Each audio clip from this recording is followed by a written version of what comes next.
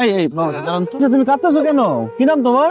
আমার নাম সাব্বির। আপনি আমার মেট্রিক পরীক্ষা, আজকে ফর্ম ফিলাপের লাস্ট ডেট, কোনো ফর্ম ফিলাপের টাকা জোগাড় করতে পারি নাই। আমার মনে হয় পরীক্ষা দিতে পারবো না।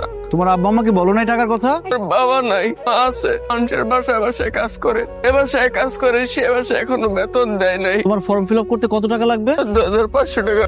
আমার কাছে তো 5000 টাকার বেশি নাই। শিরিন, আমার কাছে না টাকা আছে, ব্যাগে দেখলাম। 10,000 টাকা দাও তো। আমি অনলাইনে শাড়ি অর্ডার করছি, 10,000 টাকা আমি আলাদা করে শাড়ির জন্য রাখছি। তোমার আমি এই টাকা দিব কেন? সাব্বির টাকার জন্য ফর্ম ফিল আপ করতে পারতেছে না। তোমার টাকাটা দাও, ওকে দিয়ে দিও, ফর্ম ফিল আপ করুক। আমি কেন ওকে টাকা দিব? ও কি আমার ভাই লাগে? মেয়েদেরকে চিনো? এরা রাস্তাঘাটে এসে এইসব নাটক করে। ওর চোখের পানি দেখলে কি মনে হয় যে ও নাটক করতেছে?